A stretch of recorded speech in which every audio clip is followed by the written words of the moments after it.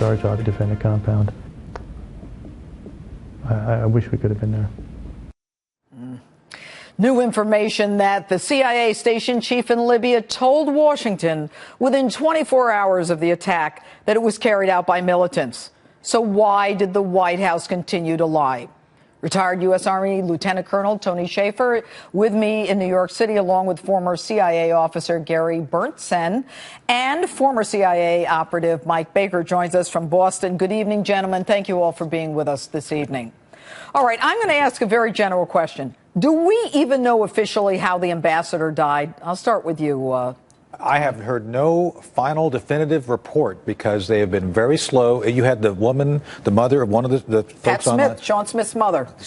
Everybody's in the same level of runaround. No one can answer questions directly, and there's no clear answer on this. And you know what's interesting, and I'll just add this. We spoke with Pat Smith today, who said she still doesn't know how her son died. But let me go to you, Gary.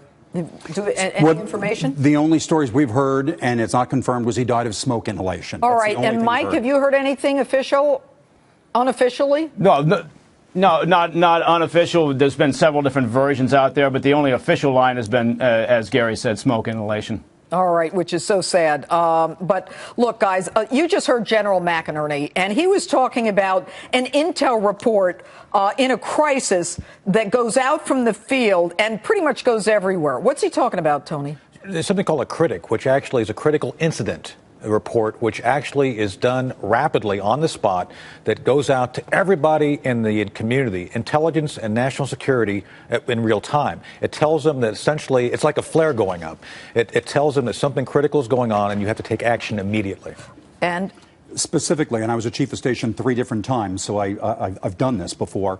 That report, a flash or a critic going back or to Washington, D.C., goes to CIA headquarters, but it also goes to the Situation Room in the White House. It goes to the Bureau of Intelligence and Research in the State Department. It goes to the military commands. How come no one is telling us this? We all assume that they have this information immediately. We know they had it. They did. They would have had it. People assume that this stovepipe back to CIA. It's not. When you're a chief of station and you're in a crisis, you fire out to the entire community. Right. And they all got it immediately. And Mike Baker? Yeah. No, it's insane for the White House to have chosen the narrative that they did.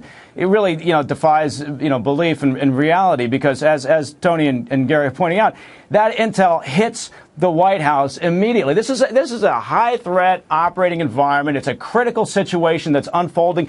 They're screaming at Langley for information. So they get this information, and quite frankly, what I think they did was they dismissed it. They set it aside because it didn't fit the narrative that they wanted. And at the end of the day, I mean, you guys are saying this on this show, but I'm not hearing a lot of military people saying, are you kidding? That's hogwash. They are. Look, I've been called in for folks who've never talked to me. And let me make a couple of things real clear. I've talked to folks who've seen the video. That video needs to get out. That video is damning. Congress, Darrell Issa asked for it. That video is damning. The next thing, I've talked to folks who tell me that they, through classified methods, they could have had an FBI team on the ground in less than 24 hours up and ready to go. In fact, Gary, you were on the ground or at the USS Cole, I should say. No, actually, for East Africa, in 26 hours, we were on the ground and secured the ground there. But another piece of this that's not being discussed, and the president is a master at trying to deflect and change the subject, is that they could have at least put a team on the ground to help. They must have been screaming for help, those people out there. Of course they were screaming. And there was an option. There were options for them to help and intervene. They could have asked for an AC-130 Talon, which is a large aircraft with machine guns, computerized.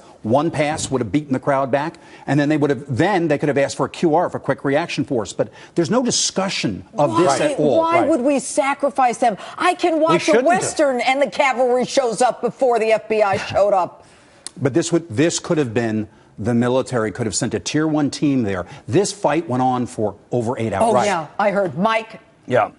Well, I think Gary raised a point that has been really infuriating for me, and I know a lot of people, is the idea of deflection. And I think the White House has been actually very successful in kind of refocusing this. So now look, what are we doing? We're discussing what was the intelligence just before or just after, instead of saying, wait a minute, a year ago, they failed to do the proper thing. They failed to do a proper risk assessment of a high-threat operating environment and devote the resources to secure the facility. They failed to have a crisis management plan that allowed for what happens in a situation where you get a goat rope like this and suddenly you need a counter-assault team in there in rapid response. They failed to do all the basics that they should have done a year ago when they decided. I mean, look at this. They had an annex. For crying out loud, in a war zone, you've got an annex. What does that mean? That means you've got people moving back and forth between these various locations. Anytime you've got movement, you've got a security problem. It was a mile away. Yeah, exactly. No. All right, Mike, anyway. finish.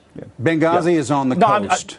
You wouldn't even ask for diplomatic entry. They probably were thinking this through. Should we go or not? We would be violating Libyan airspace. So what for Libyan airspace? Go in and save your people. The government would have supported this, I'm sure. The other thing, very clear on this, when we invaded Grenada in '83, it took 6 hours to plan the cycle to invade a country. We could have had people there if MU was sitting right off the coast, a Marine Amphibious Unit, in there in 30 minutes or less. All right, you know what? I'm comforted, guys, in hearing this because I am so frightened that we are so derelict in our duties. That's the key. And by the way, how does the intelligence community feel that they got not just thrown out of the bus, they got driven over back and forth a few times? Probably not too good. Well, look, why didn't the White House have their back? One of the problems here is the intelligence community becomes the scapegoat always. If we get it right, they take credit. If we get it right and they don't like it, they throw us under the bus. And that's what you've seen here for the past 6 weeks. Last word, fast.